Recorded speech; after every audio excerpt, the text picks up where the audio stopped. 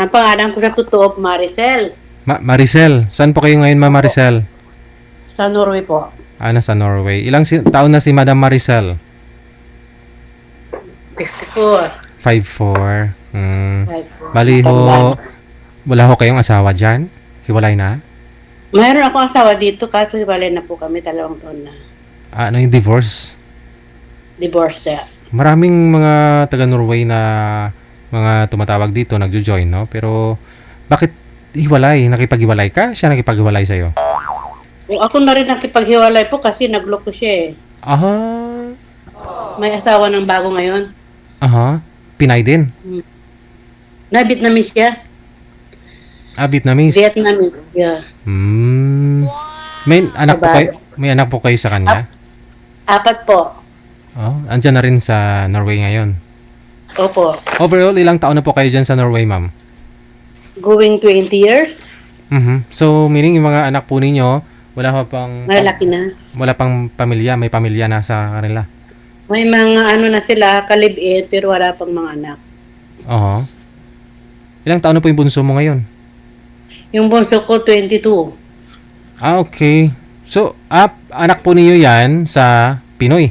Pilipinas. Na Vietnamese, diyan ko po nakilala sa Pilipinas, yung asawa ko.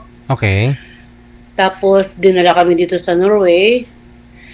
After ngayon, naghanap ng iba. Kaya, Aha. Paano niyo po nakilala itong asawa niyo na taga Norway? Napunta dito? Vietnamese po. Diyan ko po nakilala sa Pilipinas, 1996. So, di ba, 28 years na po kaming magkasama. Tapos, biglang nangapit bahay po. Parang 8 years kayo dito nagsama sa may Pilipinas bago kayo dinala dyan. So pinalit niya talaga sa'yo is Vietnamese na kadugo niya, pareho silang Katubo niya, opo. Bali dito kayo nagsama sa Pilipinas una. Nagpakasal. Opo, nagpakasal. Tapos, nung pagdating namin dito, siya ang nagplano lahat nito. Kaya, sabi ng mga anak ko, Ma, wala nang pwedeng maghanap ka na rin. Yun ang sabi ng mga totally, Dirigel, first time ko nga, di ba, na makisali. Kaya medyo kabado ba? So, ano pa? Palagi po ako nanonood ng ng programa mo eh. Bali yung mga anak mo bukod na rin sa bahay? Nakabukod kayo? Opo. Sino po yung kasama niyo po ngayon dyan? Wala na po, mag-isa lang po sa buhay. Ay, ganoon? Kasi alam mo naman dito sa Norway, mga bata, ayaw nilang makisama sa magulang. Kaya yun, kaya medyo boring ang buhay, lalo-lalo na wala na akong trabaho sa ngayon. Bakit Hindi na ako nag-work sa ngayon. Bakit? Kasi may diferensya tong kamay ko dahil ilang beses na ako inoperahan, kaya sabi ng gobyerno, sa bahay lang po ako. Parang PWD na, pero siyempre may makukuha kayo, no? Opo, kasi nag-work po ako ng over 12 years eh. Paano na-disgrasya po kayo sa sa trabaho? Hindi po, yun yung sinasabi nilang yung overwork. Ano nangyari? Nanginginig, ganun. Nanginginig, tapos yung ugat, nanigas, alam mo naman dito sa Norway, malamig. Kaya 2 beses na ako inoperahan.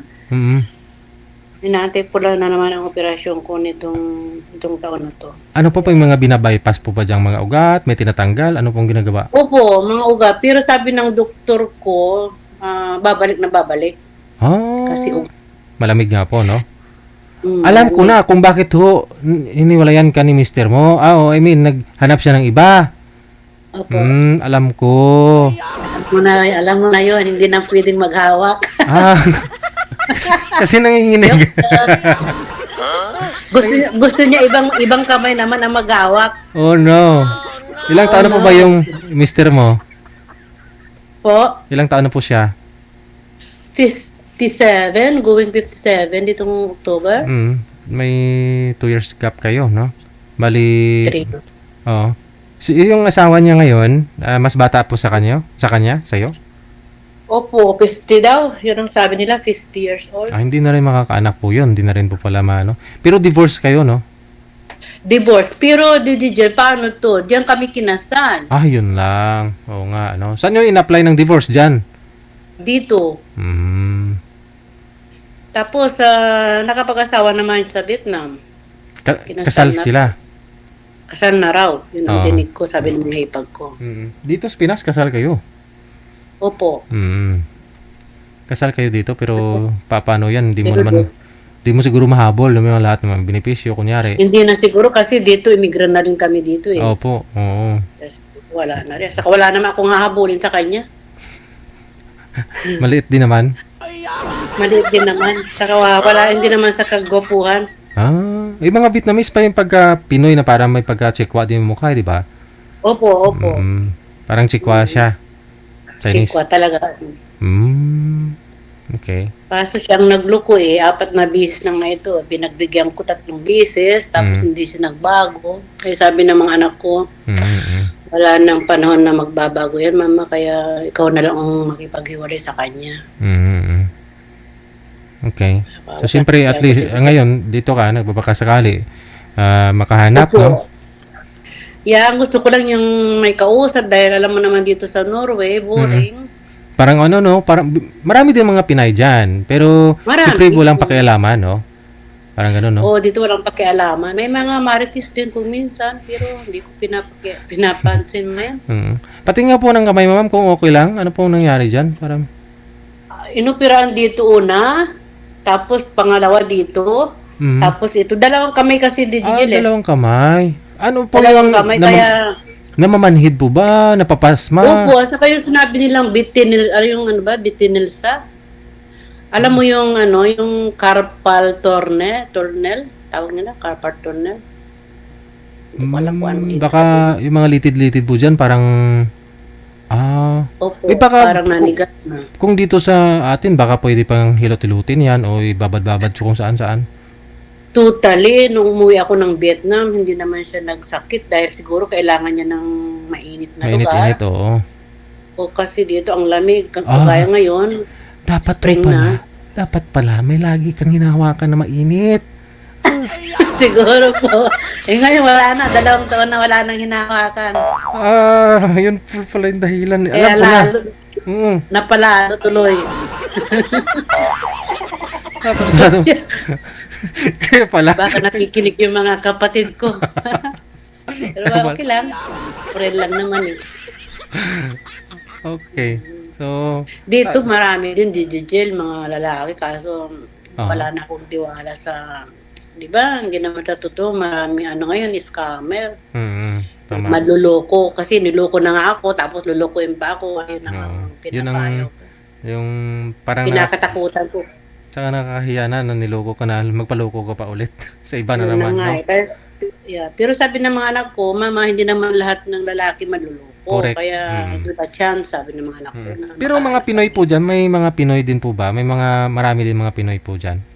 Lalaki? Opo, marami. Nakapag-asawa din na sila dyan sa Norway?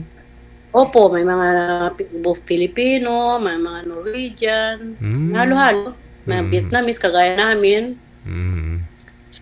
Marami kami mga galing Pilipinas na Vietnamese asawa ng mga Pilipina. Kaso marami na rin nakipaghiwalay sa mga asawa nila. Okay. Baka hindi rin compatible, no?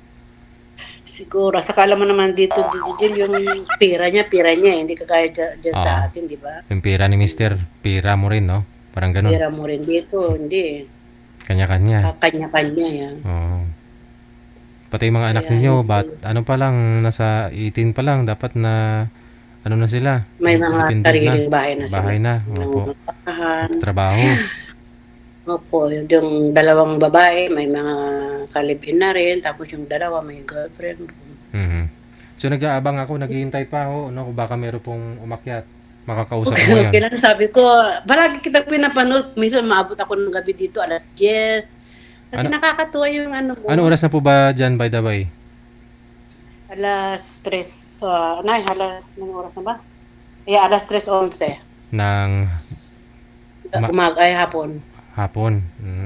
Boring, kasi ano pong pinagkabalaan mo dyan? Pwede ka mag-garden? Yun na nga, Wala, maliit lang kasi yung inuupahan ko sa ngayon, kaya may Mm. maliit na garden ako. Tapos ngayon, malamig na dito dyan, wala, hindi ka na pwede maghalaman sa labas. Oo, oo. Kaya dito, kain, tulog lang. Pag kuminsan nagtitraining din ako, kuminsan nagwo-walk.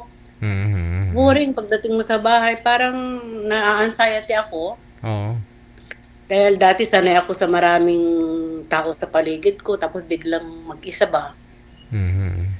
Kaya So, boring talaga. lagi po ka po palang may ano niyan, may hawak-hawak ka na mainit talaga o gloves, no? Opo, kung minsan naka-gloves na ako, 'pag matutulog naka-gloves na ako dahil kumikirot, eh. Paramdam mo talaga na parang may pumipitik-pitik, gano'n. Oo, tapos, dito lahat sa mga ano ko, Baka daliri ko isang dahilan po sumasakit. diyan yung singsing mo kasi wala na kayo ng ex mo, tanggalin mo na kasi yan kaya nagbabaraho yung ugat. Hindi naman 'yan ano, DDG, eh. Hindi naman 'yan wedding ring. Wala naman kaming wedding ring. Baka isang dahilan nga po yan kasi baka na-press niya o na ano niya, no, narangan yung mga ugat-ugat mo diyan, Mga yung daliri, opo. opo. Sige. Hindi, siguro sa dating trabaho ko din kasi dahil ano ako dati, cleaners ako sa ospital kaya Aha. mabigat din 'yun. Mabasa din, gano'n, may nagmamap Opo, ka, gano'n, tapos no? Sige. opo, hard Ano pong work. balak niyo, magfo-for good pa ho kayo dito sa Pilipinas? Saan po kayo dito sa Pinas, ma'am? Sa Pangasinan po, Saan sa Pangasinan? sa Labrador. Baka mayroon pong mga taga Pangasinan diyan, no? Baka Okay mayroon lang, diyan. wala naman. As a friend, okay lang. Oo. Sige. Wala naman akong tinatago sa buhay ko, eh. Mm. Kaya okay lang. Alam naman lahat ng mga kapatid ko na hiwalay na rin ako, eh. Mm. Ang payo din nila sa akin, makapaghanap ng kalinga ba? Tama. Yung anxiety kasi mahirap din labanan ho yun, lalo pag Oo, mag-isa ka lang, opo. no? Opo, Kapatid, lalo na nung bago pa lang kami naghiwalay, oo, parang ayaw ko na mabuhay sa mundo, oo, gano'n kapatid ba? ng stress, no? Yeah, Mahirap po kasi, lalo na wala kang trabaho. wala kang trabaho. Mahirap po kasi yung nasanayan mo, nagtatrabaho ka, araw-araw, busy ka, gising ka ganito. No, mahirap po yan magpaganda, mahirap kaya mag-lipstick na ikaw lang mag-isa. Yun na nga, eh. Pero itong lipstick ko, ano na to, yung tattoo na to. Permanent na. May ganun. Permanent. Oo. Yun po, galing kasi ako ng Vietnam 3 times. Doon ako Oo. nagpatato ng kilay, tapos lipstick. Hindi na natatanggal talaga, as in ganun na. Opo, kahit bagong gising, akala ng mga anak ko, Lipstick? bagong lipstick ako. Parang mas bagay dito sa mga sa Pinas may makikita ka naman kasi sa mga sa gilid ng daan may mga lip tattoo, ganun, may Opo, uso na rin yan ngayon, eh. uso na rin pati yung kilay, no? Kilay, tapos yung eyeliner. Okay. Boring nga, eh. Kung isa na, sabi ko, ano ba ganitong Oo. buhay? Wala pa naman akong apo. Kaya nga po. Uso po ba yung butiki diyan, ma'am? May mga butiki din kayo diyan, ma'am? Sa Norway? Wala kaming butiki makita dito. Ay, wala. Langaw, mayroon, langaw. Langaw. Pero butiki, wala. Ewan ko, umbot sa langaw. Mga ipis, ganun. Opo, may mga ipis din. Minsan may langgam, ganun. Yun na lang Pero butiki. yun na lang kausapin mo. So, alam mo, nung unang-una ko digigel dito, ay naku, ang kausap ko yung yung dingding. Parang loneliness ba? Kasi dito hindi mo na maano dito ang kapitbahay, hindi mo halos kausap, eh. Walang pakialaman talaga. Saka bagong kasi itong nilapatan, Nilipit. nilipatan, ibang lugar. Kaya wala pa ako halos kaibigan. Pero Kaya boring sa safety talaga. naman, safe naman talaga dyan, di ba? Opo, dito wala namang safety naman.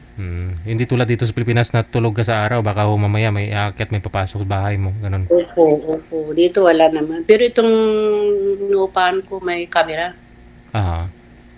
Kaya wala. So, yung suporta po galing gobyerno, sufficient naman, ma'am. Kayang-kaya naman i-survive mo sa sayo, pangailangan mo, Opo, upa. kasi halos naman may sobra din. Kasi medyo matagal ako sa serbisyo, kaya medyo malaki rin ang natatanggap ko. Tamang-tama lang din pang gastos sa araw-araw, pambayad ng ilaw, bahay.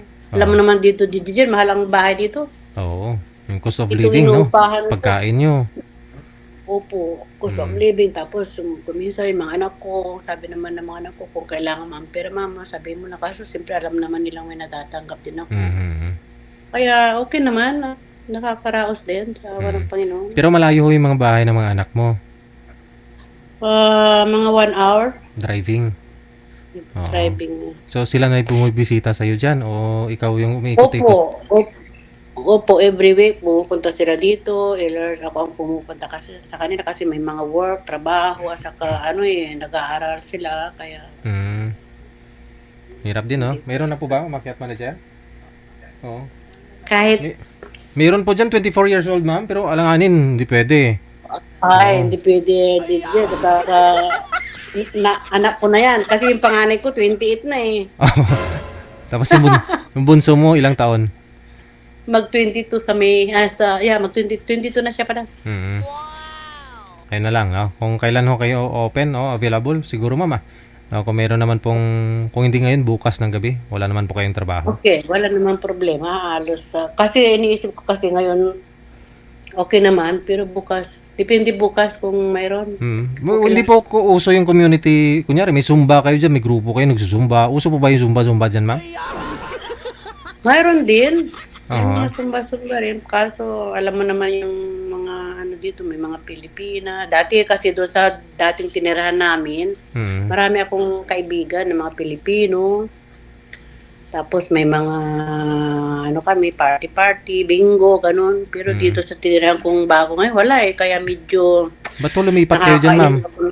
Ba't ho lumipat kayo? kasi lumipat ako dahil pinalayo ako ng mga anak ko sa papa nila. Okay. So, bali 2 years na po kayo dyan. Kasi 4 times na kasi kaming on-off kasi ng asawa ko eh.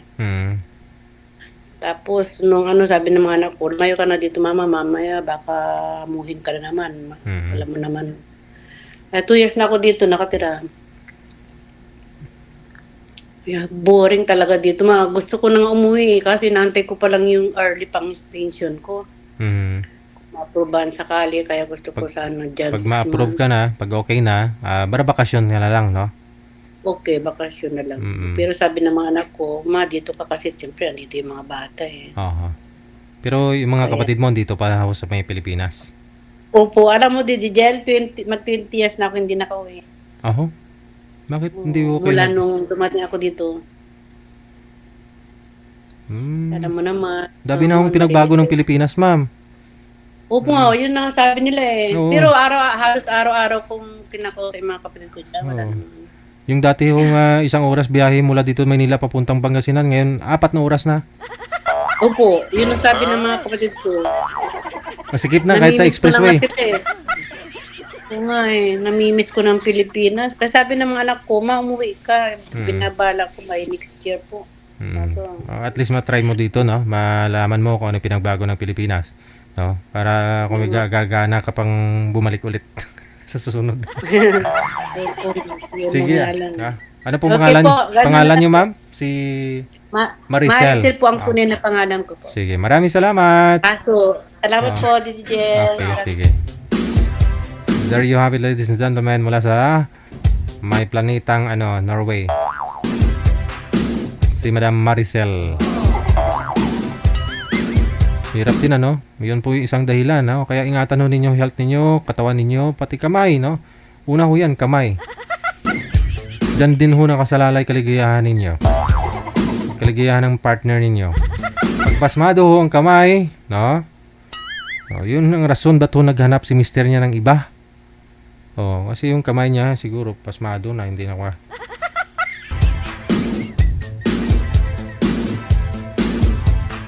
Pero kung mainit naman daw, okay din hindi rin kumikirot dapat po pala talaga mayroong hinahawakan si madam na mainit. Pwede siya mag-hot compress, May mga dyan, may mga buti-buti na lagyan na ng mainit. Oh no! Si Rio, gustong kausapin si ma'am?